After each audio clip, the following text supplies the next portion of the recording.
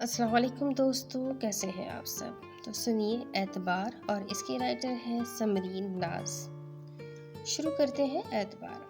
कराची में दोपहर की सख्त गर्मी अपने उरूज पर थी। ऐसे वक्त में दो लड़कियां बाया में जा रही थी। उनमें से एक ने नकाब जबकि दूसरी ने हिजाब किया हुआ था। नकाब वाली लड़की मुसलसल कुछ कह रही थी जबकि हिजाब वाली लड़की खामोश और इत्मीनान से उसे सुन रही थी।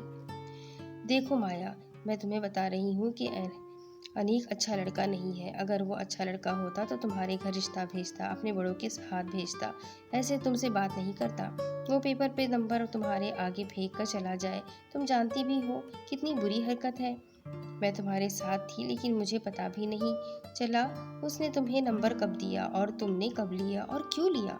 तुम्हें ज़रा सा भी अंदाज़ा है कि अगर कोई देख लेता तो क्या सोचता हमारे बारे में। और चलो, बात कर ही ली है तो वो रिश्ता लाने की जगह तुमसे रात को क्यों बात करना चाहता है। मिसाल मिसल मिशल ने माया को गुस्से से समझाया। और कब की खामोश माया ने अब भी खामोशी से आर्या की तरफ देखा। क्या माया, ऐसे खामोशी से क्या देख रही हो? कुछ कहो भी। विशाल ने माया को खामोश देखकर कहा था। मैं देख रही थी कि मेरी मिशी चुप हो तो मैं कुछ कहूँ ना। मोहतरमा को गुस्सा आता नहीं है और जब आता है तो तौबा है। अच्छा चलो सुनो, मम्मा सब जानती है। माया ने पहले हंस के फिर इत्मीनान से कहा। जितने सुकून से माया ने धमाका किया था उतनी जोर से मिशेल के सर पे फटा था। हैरत परेशानी क्या कुछ न था मिशेल की नकाब से नजर आती आंखों में। ऐसे तो ना देखो मिशी, मम्मा को कोई मसला नहीं है हमारे बात करने से, बल्कि उन्होंने कहा है कि अच्छी बात है, अंडरस्टैंडिंग हो जाएगी हम दोनों में। अब मिशेल के पास कहने को कुछ नहीं था। आलिया, मिशेल और अरहान अपने वालिदैन के 3 बच्चे थे। हयात साहब और हया बेगम अपने बच्चों की बहुत अच्छी तरबियत कर रहे थे। हयात साहब एक मल्टीनेशनल कंपनी में अच्छी पोस्ट पर थे। उनकी बड़ी बेटी आलिया के बीएससी के 2 सेमेस्टर रहते थे। 1 साल पहले आलिया का निकाह हयात साहब के कजिन के बेटे जिशान से हो गया था। जिशान का दुबई में अपना बिजनेस था। मिशल ने 1 महीने पहले इंटर के पेपर्स दिए थे। वो साइकोलॉजिस्ट बनना चाहती थी। मिशल के जुनून को देखते हुए आलिया और अरहान उसे डॉक्टर साइको कहते थे। आजकल मिशेल फारिग थी तो अपनी बचपन की दोस्त माया, जिसने मिशेल के साथ ही इंटर किया था और अब उसी के साथ कंप्यूटर ग्राफिक कोर्स के लिए इंस्टीट्यूट जाती थी। जबकि अरहान मैट्रिक में था। उनके घर के सामने ही साहब और उनकी बेगम नाजिया रहती थी। उनके भी 3 बच्चे थे। सबसे बड़े अर्श फिर आरिश, दोनों अपने डैड के साथ अपना कार शोरूम देख रहे थे। उनसे छोटी थी माया, अपने वालिदैन की इकलौती बेटी और भाइयों की लाडली बहन। कहते हैं कभी कभी माएँ ढील और लाड़ के नाम पर अपने बच्चों को खुद तबाही की तरफ लाती है। अगर वो सही बातों को सही वक्त पर अपने बच्चों को ना समझाए, उनकी गलतियों को सही समझे कि आजकल के दौर में सब चलता है, तो बहुत बड़े नुकसान से वो ही नहीं उनकी औलाद भी बच सकती है। 8 साल बाद। अस्सलाम वालेकुम, कैसी हो माया? मिशेल माया के रूम पे आई थी। माया अपने बेड पर घुटनों पर सर रख के रो रही थी। मिशेल की आवाज़ पे झटके से सर उठा के मिशेल को देखा और भागती हुई मिशेल के गले लग के जोर से रोने लगी। सब्र करो माया, जिंदगी अंकल इतनी ही जिंदगी लिखवा के आए थे। उन्हें इस वक्त तुम्हारी दुआओं की बहुत ज़रूरत है।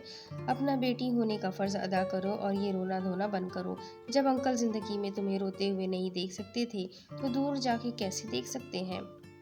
मिशेल ने माया को समझाते हुए बेड पे बिठाया। 2 हफ्ते से माया अपने मायके में थी और वही बहुएं जिन्हें नाज़िया बेगम बहुत अरमानों से लाई थी, उन्हीं बहुओं ने नाज़िया बेगम को बिस्तर से लगा दिया था और माया के आने पे उसे रोज़ बातें सुनाती थी कि तुम्हारा शौहर तुम्हें तुम्हारी वजह से ही छोड़ गया है। अब तुम हमारे शौहरों पे बोझ नहीं बनो, खुद कमाओ और इस घर से जाओ। लेकिन आज सुबह जब इन साहब ने ये बातें सुनी तो बर्दाश्त नहीं कर सके और हार्ट अटैक की वजह से खाली के हकीकी से जा मिले।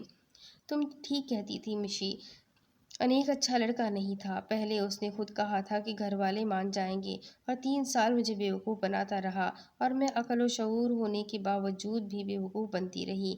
अनीक ने किसी और से शादी कर ली। मैं एक दिन शोरूम गई थी, वहाँ वजदान कार लेने आए थे। वो भी बिजनेसमैन थे। उनका रिश्ता आया तो 5 साल पहले हमारी शादी हो गई थी। तुम्हारी शादी के 1 साल बाद ही। तुम्हारी शादी के बाद मेरा तुमसे राब्ता नहीं रहा था, जो कि मेरी ही गलती थी। अब मेरा 4 साल का बेटा मसाइम और 2 साल का बेटा मशारिब है। पिछले 2 महीने से अनीक मुझे तंग कर रहा था और मैंने एक और बेवकूफ़ी की। वजदान ने पूछा था कि कोई परेशानी है तो मैं उन्हें बताऊं, लेकिन मैंने डर के मारे उन्हें नहीं बताया, क्योंकि वजदान के अलावा कोई भी मेरी ज़िंदगी में नहीं है। माया सांस लेने के लिए रुकी। मिशेल ने साइड टेबल से पानी का गिलास उठा के उसे पानी दिया। अनीक ने वजदान को हमारे मैसेजेस दिखाए, मेरी कॉल्स सुनाई जो उसने यूएसबी में सेव कर लिए थे। और वजदान गुस्से में मुझे यहाँ छोड़ गए कि मेरे दिल में चोर था इसलिए नहीं बताया, और मैं उनके बेटों की तरबियत ख़राब करूँगी। इतना बताते हुए माया फिर रोई और मिशेल ने उसे दिल हल्का करने दिया। चेहरा साफ करके माया ने दोबारा कहना शुरू किया, तुम ही बताओ मिशी, मैं कैसे हमारे बेटे को उन्हीं रास्तों पे चला सकती हूँ जहाँ से मैं सीख के आई हूँ, और हमारे बेटे अब उनके बेटे हो गए। काश मैंने तब तुम्हारी बात मान ली होती तो आज मैं ऐसे अपने घर अपने बच्चों से दूर ना होती, भाभीयों से बातें ना सुनती, डैड को ना खोती। विशाल ने रोती हुई माया को गले लगाया। इतनी देर में डोर नॉक हुआ। तुम बैठो, मैं देखती हूँ। मिशेल आंसू साफ करके उठी। जब डोर खुला तो सामने वजदान थे, जिन्हें देख के माया बेड से उठी और मिशेल ने सलाम किया। मैं अब चलती हूँ माया, मिशेल ने माया से मिलते हुए कहा। तुम्हारे बच्चे कैसे हैं? महराज और फजर तो अब बड़े हो गए होंगे ना? माया ने याद आने पर बच्चों का पूछा, जबकि वजदान सोफे पर बैठ गए थे। 7 साल पहले मिशेल की शादी अपनी आंटी के बेटे अहमद से हो गई थी, जिनकी टेक्सटाइल मिल्स थी। जी, महराज 6 साल का है, बहुत शरारती है, अरहान के साथ बाहर गया हुआ है, और फजर 3 साल की हो गई है। उसे बुखार था, बहुत मुश्किल से सुला के मम्मा के पास छोड़ के आई हूँ, मिशेल ने बताया। चलो मैं चलती हूँ, सुबह क्लिनिक जाने से पहले तुमसे मिलती जाऊँगी। मिशेल माया से एक बार फिर मिलके वजदान को सलाम करके अपने घर चली गई थी। शादी के बाद मिशेल ने अपनी पढ़ाई जारी रखी थी और अब वो एक साइकेट्रिस्ट थी। माया बेड पे आके बैठी और दोबारा आंसू रवानी से निकल रहे थे।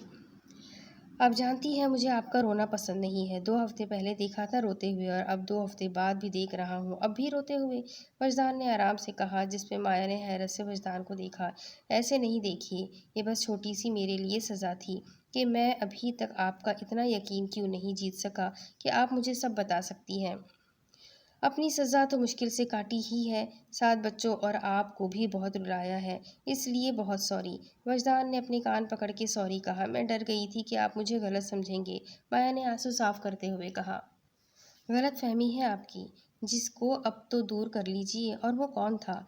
जी अनीक, उसकी 1 हफ्ते पुलिस ने अच्छी क्लास ली है कि वो पाकिस्तान ही छोड़ के चला गया है, अब वापस नहीं आएगा, वजदान ने बताया, जिसपे माया ने शुक्र अदा किया।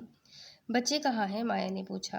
अपनी नानू के रूम में है, मैंने कहा है आप बीमार थी इसलिए सो रही है, सोचा पहले आपसे सॉरी कह दूँ। बच्चों ने तो कुछ भी कहने नहीं देना था, फैजान ने कहा। बच्चों के पास चलें? और क्या मैं मम्मा के पास कुछ दिन रुक जाऊं? माया ने पूछा। जी बिल्कुल रुक जाए, बल्कि 2-3 दिन मैं भी यहीं रुकूंगा, वजदान ने बताया। सच? माया ने खुशदिली से पूछा।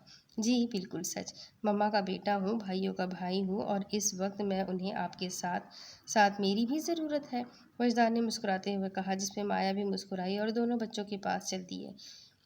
बहनों, वक्त बदला है, ज़माना बदला है, लेकिन लड़कियों की अहमियत नहीं बदली। अपने आप को दुनिया में इस हद तक मगन कर देना कि यही दुनिया आपके लिए नासूर बन जाए, ये गलत है। जो अच्छा लड़का होगा वो बात करने से पहले रिश्ता कायम करेगा, कभी भी आपकी ज़िंदगी बर्बाद नहीं करेगा, आपसे गलत बात नहीं करेगा, आपको गलत बातें करने के लिए नहीं कहेगा। अल्लाह के लिए अपनी आंखें खोलिए, खुद की अहमियत को पहचानिए। ऐसे हज़ारों अनीक आजकल हर जगह हैं, लेकिन ऐसे वजदान सिर्फ अफसानवी दुनिया में होते हैं, और अगर असल में भी कोई वजदान हो तो वो 100 में से एक होंगे। 2 दिन बात करके अपनी पूरी ज़िंदगी को दांव पर नहीं लगाइए, और अगर करनी भी हो तो ऐसे कीजिए कि डंके की चोट पे आपकी कॉल्स मैसेजेस की हिस्ट्री दिखाई जाए तो भी आप रुसवा नहीं हो। अल्लाह ताला सबकी बेटियों को अपनी अमान में रखे, आमीन। तो ये स्टोरी भी यहीं ख़त्म होती है। उम्मीद करती हूँ आपको ज़रूर पसंद आई होगी। अगर आई है और इससे कुछ सबक मिला है तो अपने कॉन्टेक्ट्स में ज़रूर शेयर करें। चैनल को सब्सक्राइब कर ले, बेल आइकन को दबा दे और प्लीज़ कमेंट करके मुझे ज़रूर बताया करें कि आपको मेरी ये छोटी छोटी सी कहानियाँ, छोटे छोटे अफसाने कैसे लगते हैं, ताकि मैं आगे भी इसे और अच्छी तरीके से आप तक पहुंचा सकूं। तो एक और नई कहानी के साथ बहुत जल्द फिर मिलेंगे। तब तक के लिए अल्लाह हाफ़िज़।